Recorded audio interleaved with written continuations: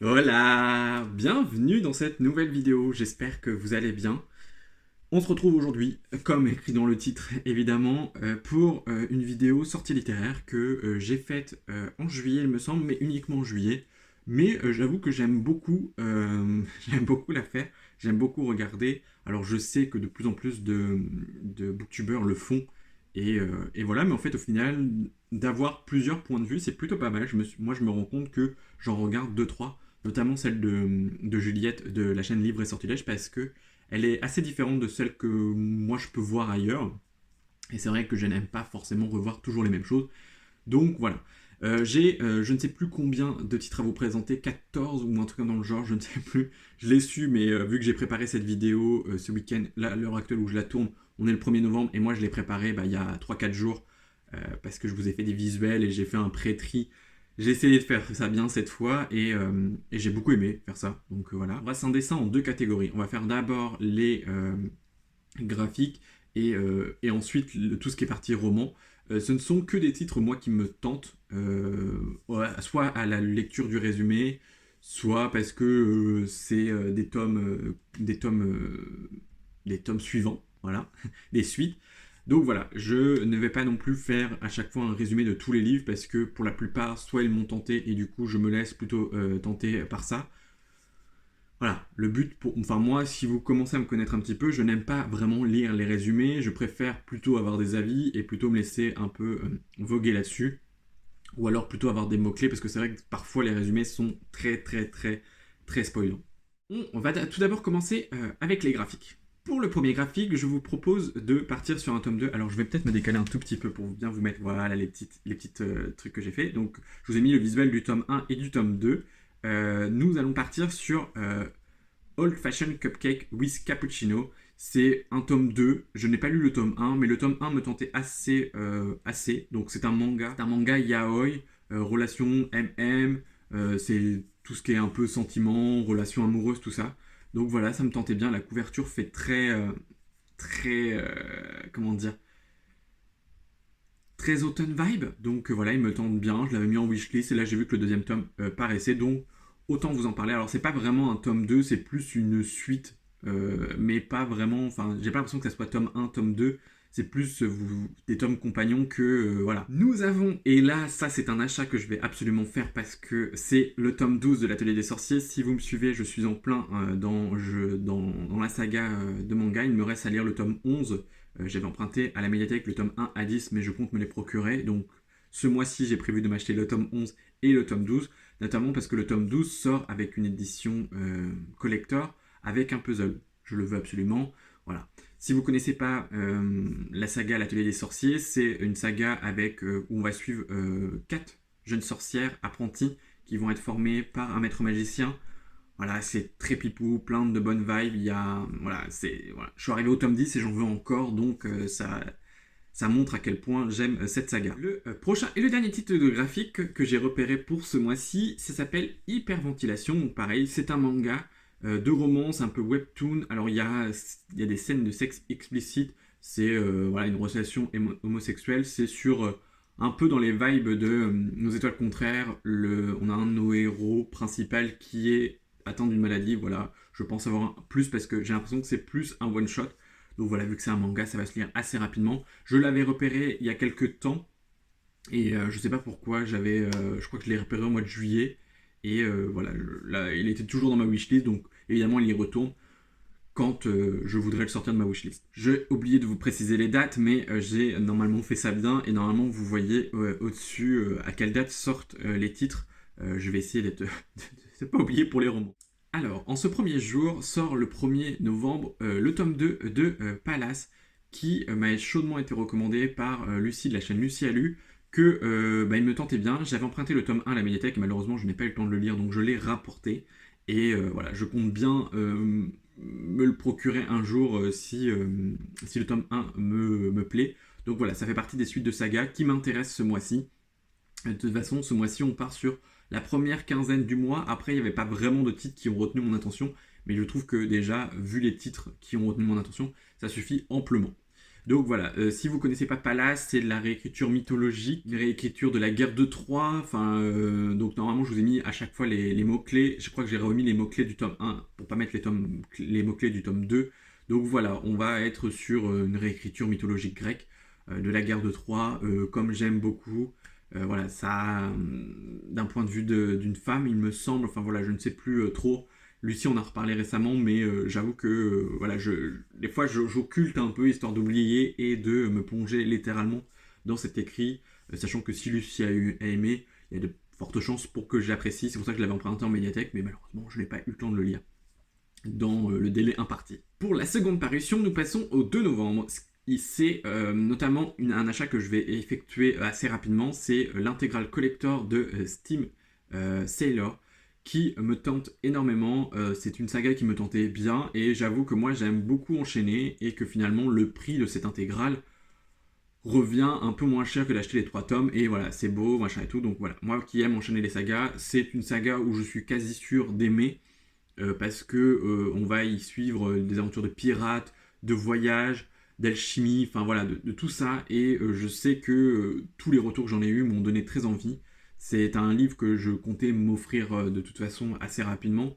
Mais voilà, voilà, l'intégrale fait que je vais l'acheter plus vite que je ne le pensais. Et il sera très bien dans ma bibliothèque quand j'aurai envie de le lire. Le 2 novembre toujours, nous avons les derniers jours de Cléopâtre qui, comme ça, ne me tentait pas plus que ça, mais c'est vrai que le résumé m'a un petit peu intrigué. J'aime beaucoup Cléopâtre et l'Égypte en général, et j'avoue que là, connaître un peu le point de vue de la reine d'Égypte, j'ai l'impression que ça va faire un peu comme beaucoup de réécritures mythologiques grecques, où on va être sur un point de vue purement féminin, et où on va voir ce côté où on va voir tous les arrières. Et ça, c'est vrai que ça me plaît assez. Donc, de mes achats prévus ce mois-ci, mais il fait partie de ma wishlist. Je pense me le procurer un jour, voilà, ou si je tombe dessus par hasard à la médiathèque. Voilà. Mais c'est un roman qui m'a quand même intrigué. Toujours le 2 novembre, nous avons le tome 2 d'Absolu, Les Effacés. Alors, je n'ai pas lu le tome 1, mais le tome 1 me fait énormément envie. Le tome 1 va être lu assez bientôt, de toute façon, avant la fin de l'année. Ça, c'est clair et net, parce que je voudrais me tenir à jour un peu de cette saga pour éviter de prendre trop du retard et d'avoir à rattraper à chaque fois tous les tomes. Même si j'aime enchaîner les tomes d'une saga quand j'apprécie, j'avoue que parfois être à jour c'est plutôt pas mal aussi. Donc là il y a déjà 2 tomes. Donc voilà, on est sur de ce que je me souviens du tome 1, d'un peu des résumés que les gens m'ont fait. C'est une dystopie avec plusieurs points de vue où on va envoyer des jeunes gens quelque part. Enfin voilà, une espèce de quête et tout ça. Il y en a beaucoup qui le comparent à la Hunger Games. À voir de ce que ça donne, on verra bien. Mais c'est vrai que ce titre me tente absolument, et j'ai de la chance que le tome 1 soit disponible à ma médiathèque. Donc il sera emprunté assez rapidement.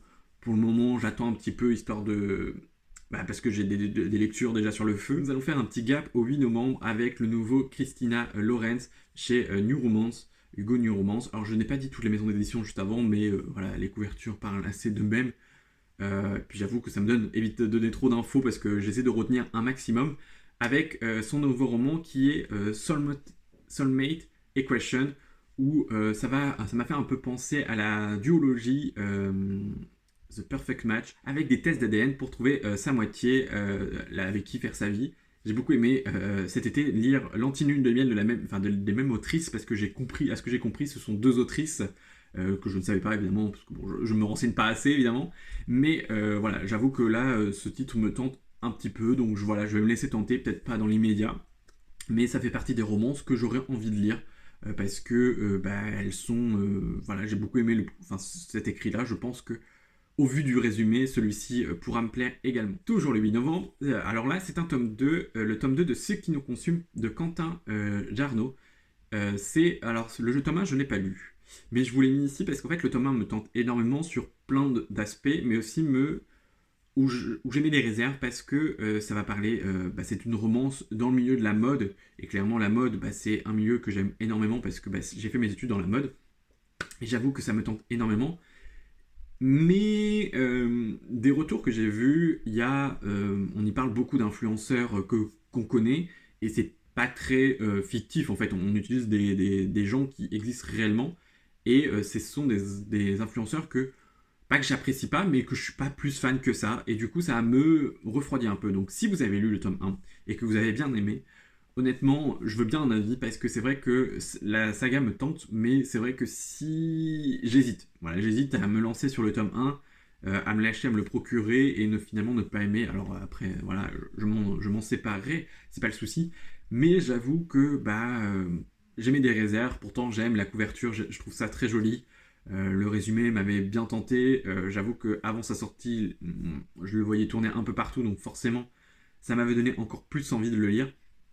Mais j'avoue, là, je suis un peu. Au vu des retours, je suis un peu plus freiné. Donc c'est dommage. On verra bien, mais j'avoue que pour le coup, voilà. En plus, c'est un auteur français, donc voilà, ça me permettrait de soutenir un peu le FR comme ça. Mais je sais pas. J'ai mis encore des réserves, donc voilà. J'ai mis le tome 2 parce que voilà, j'ai vu qu'il sortait. Peut-être que ça me décidera à me lire le tome 1 en me disant si j'aime bien le tome 1, je pourrais enchaîner sur le tome 2. Mais voilà, pour le moment, voilà, ça reste dans les petits papiers de la wishlist. Voilà, si vous l'avez lu et que vous pouvez m'en faire un retour, soit en commentaire, soit sur Instagram, ça serait super cool. En vrai, là, le 8 novembre, je ne vous. Enfin, ce sont des livres que je ne vais pas acheter évidemment, mais ce sont des livres qui paraissent en format poche et ce sont des livres que j'ai absolument adorés, donc je tenais à vous les présenter. Ce sont les nouvelles art dédiées un peu à Airstopper, écrit par Alice Osman chez Hachette. Nous avons d'abord Cet hiver qui sort en format poche et Nick et Charlie aussi pareil. Alors je suis pas hyper fan des couvertures de poche. Enfin, en fait j'aime bien, mais pour le coup voilà, j'ai les grands formats. Donc voilà, je garderai ces grands formats. On est sur des romans. C'est vraiment des romans. C'est pas comme les romans graphiques de Heartstopper. C'est dommage que pour le coup ils font pas la même chose. Voilà, j'espère qu'ils feront la même chose pour Heartstopper en format poche, parce que pour le coup c'est vrai que c'est beaucoup plus agréable d'avoir une même histoire dans tout un même format. Enfin, moi, j'aime bien ça. Mais j'avoue que si ça peut permettre à des gens de découvrir la saga avec ces nouvelles-là, ça peut être intéressant. Ça peut être des plus petits prix. Donc voilà, j'ai bien aimé ces lectures. Donc voilà, je vous les présente. Après, vous en faites ce que vous voulez. Si vous avez envie de les acheter en grand format, vous les achetez en grand format. Mais je peux que vous encourager à découvrir cette saga parce que moi, j'ai beaucoup aimé. C'est très pipou, c'est très mignon. C'est avec des messages assez forts, assez intéressants. On nous met, alors je n'ai pas vu la série Netflix, mais c'est vrai que dans les romans graphiques, on nous épargne pas, vraiment. Voilà, c'est mignon, mais il y a aussi des moments qui sont un peu plus durs, mais c'est aussi ça la vie, et c'est très agréable de voir ça dans un roman graphique dédié plus à la jeunesse, enfin young adulte jeunesse. Voilà. Dans Nick et Charlie, c'est un peu plus, pour moi, un peu plus adulte, parce qu'il y a ils ont grandi, voilà, donc ils sont un peu plus matures, donc voilà. Je sais que le tome 5 de Heartstopper sort en décembre, donc pareil, celui-ci, je me le procurerai, je pense peut-être dès sa sortie, parce que clairement, voilà, j'ai très envie, peut-être que je me referai toute la saga à ce moment-là, parce que ça fera l'objet d'une vidéo, peut-être, on ne sait pas, mais en tout cas, voilà, j'ai très envie de les relire. C'est voilà, ça fait partie de mes sagas chouchou pour plein de raisons. Et pas parce que c'est hype, mais aussi pour plein de raisons. Il faudrait que j'arrive à me regarder la série Netflix, ça serait pas mal aussi. Mais pour le moment, je n'arrive pas à me décider. Toujours le 8 novembre, nous allons passer à Murtag par Christophe Paolini. C'est les éditions Bayard. Alors, c'est un tome suivant à une grande saga et connue d'Eragon, tout ça, voilà, et tout ça. Mais c'est écrit qu'on peut la lire indépendamment de la saga, enfin de la quadrulogie. Donc voilà, je l'ai quand même mis là-dedans. Voilà, c'est de l'aventure, c'est de la fantasy, c'est du dragon, c'est de la magie, c'est tout ce qu'on aime. J'avoue que j'aimerais bien, après avoir vu les films d'Eragon, j'aimerais bien les lire. Mais c'est vrai que c'est des petits pavassous et que c'est assez complexe. Pour le moment, voilà, je ne les ai pas, donc je ne me suis pas lancé. Mais voilà, si vous voulez, si vous connaissez la saga, ou si vous avez envie de lire quelque chose de l'auteur, voilà, ça peut se lire indépendamment, mais c'est pas exclu qu'on lise la quadrilogie avant quand même. Donc voilà, au cas où. Alors, nous allons passer au 15 novembre. Alors celui-ci, du coup, Juliette l'a présenté, mais en version VO, il me semble, Le Soleil et l'Étoile, chez Albin Michel. Donc, de ce que j'ai compris, c'est un peu l'univers de Percy Jackson que moi je n'ai pas lu. Voilà, pour le moment, hein, peut-être que ça viendra un jour. Mais le résumé m'avait un peu plus tenté. Donc là, on est sur de la mythologie grecque, des quêtes, de la littérature jeunesse avec une romance MM. Donc ça m'avait un petit peu intrigué au vu du résumé, mais maintenant j'aimais des réserves parce que si c'est une suite de l'univers ou voilà où il faut lire tous les autres tomes avant, voilà, je ne sais pas, mais je vous le présente parce que le résumé m'a intrigué et que voilà, je voulais mettre aussi des petites lectures jeunesse comme ça parce que c'est ce que je lis aussi. Donc voilà, je voulais les mettre dans cette sélection. Avant-dernière sortie de ce mois, au 15 novembre, nous avons le tome 2 des Twin Crowns. Donc là, c'est Cursor's Crown, qui est sur... Enfin voilà, déjà, qui est magnifique en vert. J'aime beaucoup. Enfin, déjà, j'aimais beaucoup la première couverture du tome 1. Là, j'aime beaucoup la couverture du tome 2. C'est une suite de saga que j'ai déjà lu. Donc le tome 1 pour le coup est lu. Et là je pense que je me jetterai quasi assez sa sortie. Ou alors un peu plus après. Mais sur le tome 2 parce que j'ai très envie de connaître la suite. C'est une romance fantasy avec deux sœurs jumelles qui sont élevées séparément. Donc l'une dans un monde plus royaliste. Donc complètement royaliste. Hein, élevée en tant que princesse, tout ça. Et nous avons d'un autre côté la jumelle élevée par une tribu, des sorcières, tout ça. Et en fait, elles vont échanger leur place et voilà, découvrir un peu la vie de l'une et de l'autre. C'était très intéressant, j'ai beaucoup aimé. Alors voilà, c'est de la fantaisie, avec de la romance. Voilà, c'est très mignon, tout ça, mais voilà, j'ai beaucoup aimé et la fin nous laisse sur notre faim et on a envie de découvrir la suite, clairement, vraiment. Voilà, j'ai très envie de découvrir la suite. Alors, nous allons finir avec une petite romance de Noël, Christmas in the Highland, le 17 novembre. Alors pourquoi je l'ai mis? Parce que j'avoue que j'aimerais lire de la romance de Noël et celle-ci m'a un peu plus intrigué que toutes celles qui étaient présentées. J'ai pas voulu en présenter 5 ou 6 parce qu'il y en a littéralement déjà 5 ou 6 et que quasi tout est sorti en octobre de toute façon, hein, on va pas se mentir. Mais j'avoue que celle-ci m'a un peu plus intrigué. À voir, je ne sais pas, peut-être qu'elle fera partie de la sélection que je lirai en décembre, on verra bien. Mais j'avoue qu'elle m'a un peu plus tenté que les autres. Alors dans mes souvenirs, le résumé c'est que nous avons une jeune fille qui doit aller fêter les fêtes de fin d'année chez sa famille, mais pour elle c'est un peu un fardeau.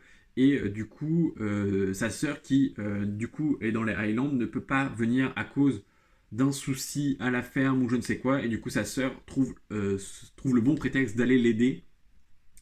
Voilà, d'échapper un peu à Noël parce qu'elle déteste Noël, mais malheureusement va être en duo avec un infatigable fan de Noël. Et évidemment, voilà, il n'y a pas trop de suspense. Hein, une romance Noël, on se doute bien qu'à un moment donné, il va se passer quelque chose entre les deux.